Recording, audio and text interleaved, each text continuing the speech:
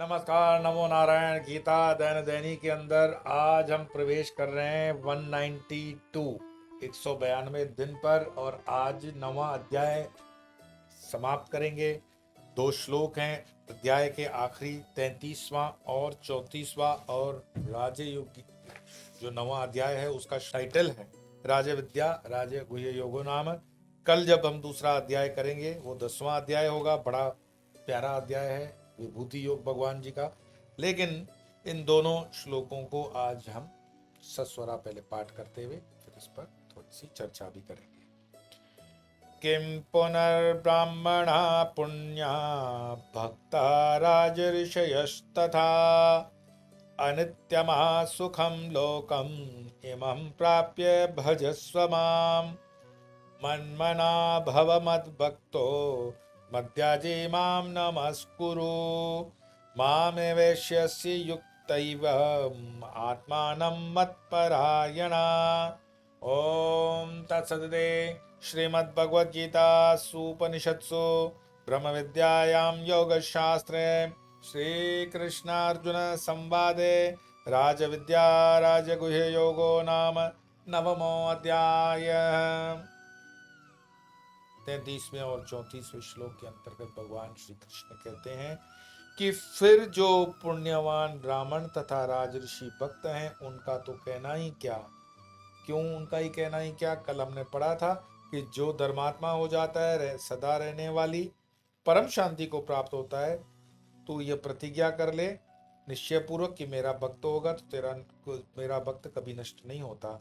और ये अर्जुन स्त्री वैश्य तथा पापियोनी चांडाल भी हों वो भी मेरा आश्रय लेकर परम गति को प्राप्त होते हैं। ये कल हमने कहा कि अगर वो इनको प्राप्त करते हैं तो पुण्यवान ब्राह्मण और राजऋषि भक्त हैं उनका तो कहना ही क्या। इसीलिए इस अनित्य और सुख रहत मनुष्य लोक को पाकर तू मेरा ही भजन कर।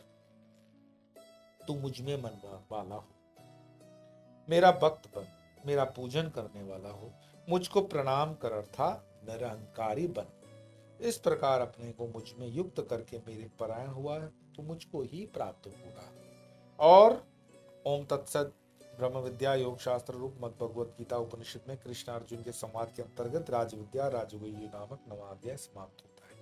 लेकिन जो ये अंतिम श्लोक हमने जो सस्वरा किया, मन्मना भव मद भक्तो मद्याजे माम नमस्कुरु मामे वैश्यसि युक्तैवम् आत्मानं मत्परायणा। ये 9वां अध्याय गीता का बिल्कुल 50% जिसको कहेंगे पूर्ण आधा। 9वें अध्याय पे गीता आदि हो गई। यही श्लोक पूर्ण गीता जब होती है 18वें अध्याय के अंदर 65 नंबर का ये श्लोक है। सेम श्लोक, फर्क क्या है मैं आपको बताता हूं। वहां पर है मन्मना भव मद्भक्तो मद्याजे मां नमस्कुरु मामे वैश्यसि सत्यम ते प्रतिजाने प्रयोसी में। वहां पर कहा कि तू मुझे प्रणाम कर, इस प्रकार अपने को मुझ में युक्त करके मेरे परायण हुआ तो मुझको प्राप्त होगा। ये 9वें अध्याय में। 18वें अध्याय में इसी श्लोक को जब गीता समाप्त होने को है तब वो कहते हैं कि अर्जुन मुझ में मन रखने वाला, मेरा भक्तो, मेरा पूजन यजन करने वाला हो, मुझको प्रणाम कर। ऐसा करने से तू मुझे प्राप्त होगा। यह मैं तुझसे सत्य प्रतिज्ञा करता हूं क्योंकि तू मेरा अत्यंत प्रिय है। अब ये फर्क क्यों आया श्लोक के अंदर? तो 9वें अध्याय तक तो अभी भी भगवान के रूप स्वरूप उनकी जो सारी जो लीलाएं हैं वो खुली नहीं है। 10वें अध्याय में जब हम प्रवेश करेंगे तो 10वें अध्याय के अंदर हम देखेंगे कि भगवान का जो योग है विभूति योग, कि क्या क्या भगवान का ऐश्वर्य है। देखने के बाद अर्जुन शरणागत हो जाते हैं कि भगवान आप सचमुच में मतलब ये स्वरूप जो आपका है इतना विराट, इसको नीचे लाओ, चतुर्भुज बनो, मैं आपकी शरण में हूं। तब वहां एक जिसको कहते हैं ना सिस्टमेटिकली शरणागत होता है। श्लोक का भाव समझो कि अभी शरणागत 9वें में नहीं हुआ है। 18वें अध्याय के अंदर जब वो कहते हैं कि शरणागत हो गया तब उसकी थोड़ी लैंग्वेज में दूसरी सेंटेंस में फर्क आ गया। तो गीता जी को जितना जितना पढ़ते हो उस पढ़ने से ये फायदा होता है कि स्पष्ट जीवन होना शुरू होता है। अब जैसे किन पुनः ब्राह्मण पुण्या भक्ता राजऋषिस्ता, ब्राह्मण तो स्वभाव से ही निर्वासनिक होते हैं, भजन उनका स्वभाव होता है, वे पुण्य स्वरूप ही है। ब्राह्मण कौन? जो कर्म से, जन्मनाम सर्वशूद्रा, कर्म से जो ब्राह्मण, बाकी तो सब जन्म से तो कोई ब्राह्मण नहीं, उसके लिए अर्जित करना पड़ता है। ब्राह्मण तो अर्न करना पड़ता है। ऐसा नहीं है कि आपका बाप शर्मा सरनेम लगा दिया तो ब्राह्मण हो गए, ठीक है, व्यवस्था के अंतर्गत हो भी सकता है, मान लो, खुश हो जाओ। लेकिन अगर कर्म तुम्हारे ठीक नहीं है तो सुलभ शौचालय साफ करते फिरोगे, वो ब्राह्मण बनना है सुलभ शौचालय वाला? या फिर ब्राह्मण तो स्वभाव से ही निर्वासनिक होते हैं, भजन उनका स्वभाव होता है, वे पुण्य स्वरूप हैं। भक्त शब्द राज ऋषियों के लिए पूर्व काल में बोध की ब्राह्मणों में और भक्ति की क्षत्रियों में प्रधानता होती थी। वैश्य तो अब भक्ति करने लगे हैं। पहले वैश्य जो थे अपने कर्मानुसार बिजनेस वगैरह जो भी उनका होता वाणिज्य वो करते, उस वाणिज्य से 1% पूरा पक्का होता था, वो दान करते थे। राजा उन पे जो शुल्क लेता था उस शुल्क से क्षत्रियों का पालन होता था, और जो दान होता था उससे ब्राह्मणों का होता था, और वैश्य व्यापार करते थे, शूद्र सर्विसेज में थे, सेवाओं के लिए। अतः ब्राह्मण और क्षत्रिय यदि भगवत आश्रित हों तो उनकी मुक्ति होने में तो किसी प्रकार का संदेह हो ही नहीं सकता। इस प्रकार भगवान यहाँ दुख रूप संसार की अनित्यता का प्रतिपादन करते हुए मनुष्य मात्र को परम पद की प्राप्ति के लिए निरंतर भजन की आवश्यकता बतला रहे हैं। और मनमना भव मद्भक्तो मद्याजी माम नमस्कुरु मामे वेश्यसि युक्त एवं आत्मानं मत्परायण श्लोक का अर्थ करते हुए बताते हैं कि जिसका अंतकरण शुद्ध है, उस सत्व गुण प्रदान उत्तम अधिकारी के लिए कहा है मन मना भव, अर्थात मेरा ध्यान करो। रजोगुण प्रदान मध्यम अधिकारी के लिए कहा है मद भक्तो भव, मेरे भक्त हो जाओ, अर्थात भगवान और भगवत भक्तों की सेवा तथा भगवत अर्पण बुद्धि से कर्म करो। कनिष्ठ अधिकारी के लिए कहा है मध्याजी भव, अर्थात मेरे लिए यज्ञादि निष्काम कर्म करो। और चौथे कनिष्ठतर अधिकारी के लिए कहते हैं माम नमस्कुरु, अर्थात नाम जप करते हुए भक्ति पूर्वक मुझे नमस्कार करो। बात को 4 कैटेगरी को समझना कि जिसका अंतकरण टोटली शुद्ध हो गया है, वो सत्व प्रदान भी हो गया है और उत्तम अधिकारी भी हो गया, तो उसका कहा कि मन मना भव, अर्थात मेरा ध्यान करो। 12वें अध्याय में आएगा कि ध्यान करना इतना आसान नहीं है, लेकिन ध्यान कौन कर सकता है? जो सत्वगुण प्रदान हो गया, उत्तम अधिकारी है, ध्यान कर सकता है।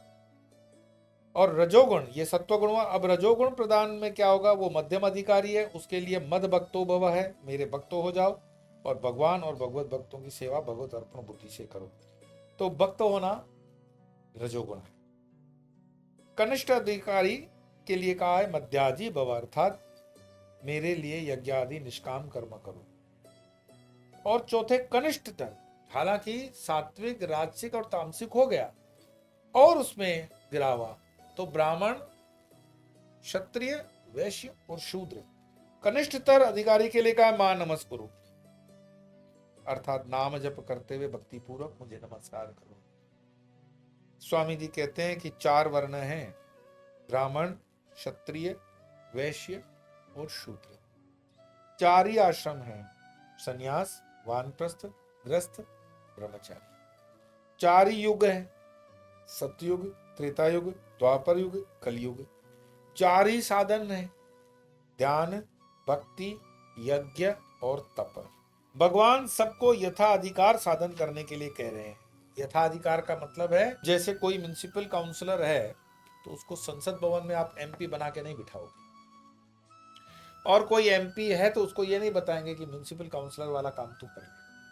कोई टीचर है तो प्रिंसिपल नहीं बनाएंगे, प्रिंसिपल है तो उसको टीचर वाला काम नहीं देंगे। हेड क्लर्क है तो क्लर्क नहीं करेगा, क्लर्क है तो हेड क्लर्क का काम नहीं करेगा। कोई पुलिस इंस्पेक्टर है तो नेवी का काम नहीं करेगा, नेवी वाला आर्मी का नहीं करेगा, आर्मी वाला एयरफोर्स का नहीं करेगा। ये हुआ यथाधिकार।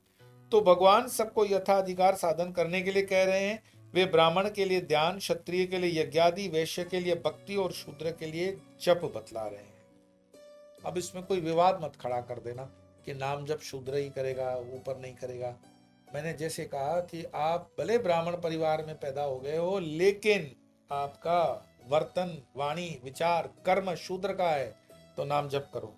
अथवा सन्यासी के लिए ध्यान, वानप्रस्थ के लिए भक्ति, ग्रस्त के लिए यज्ञादि कर्म और ब्रह्मचारी के लिए जप समझना चाहिए। इसी प्रकार सतयुग में ध्यान, त्रेता में यज्ञ, द्वापर में पूजन और कलयुग में जप एवं कीर्तन की प्रधानता है। तो गीता में 4 साधन बताए हैं: सकाम कर्म, सकाम उपासना, निष्काम कर्म और निष्काम उपासना। जब तक स्त्री पुत्र आदि की कामना हो, सकाम कर्म और सकाम उपासना करें, और जब शांति की इच्छा हो तब निष्काम कर्म और निष्काम उपासना करें। इन्हीं के द्वारा क्रमशः ज्ञान और प्रेम की प्राप्ति होकर परम पद की प्राप्ति हो जाएगी। ये बहुत ही उत्तम श्लोक रहा और बड़े अच्छे से महाराज जी ने इसको समझाया भी। मैं चाहूंगा कि इस वीडियो को रिवाइंड करके भी थोड़ा सा फिर सुनेंगे तो आपको बहुत कुछ क्लियर हो जाएगा। ये सार है पूरे धर्म का, अर्थ आप इस श्लोक में आ गया। आइए दोनों श्लोकों का पाठ कर आज इस पूरे अध्याय को विराम देंगे। किं पुनर्ब्रह्मणा पुण्या भक्ता राजऋषयस्तथा अनित्यमा सुखम लोकम इमं प्राप्य भजस्व माम्। मन्मना भव मद्भक्तो मध्याजे मां नमस्कुरु। मामेवैष्यसि युक्तैवम् आत्मानं मत्परायणा। ओम तत्सदिति। श्रीमद्भगवद्गीतासु उपनिषत्सु ब्रह्म विद्यायां योगशास्त्रे श्रीकृष्ण अर्जुन संवादे राजविद्या राजगुह्य योगो नाम 9वां अध्याय। श्री कृष्णार्पणमस्तु। आज इतना ही। कल 10वें अध्याय का प्रारंभ करेंगे। तब तक के लिए नमो।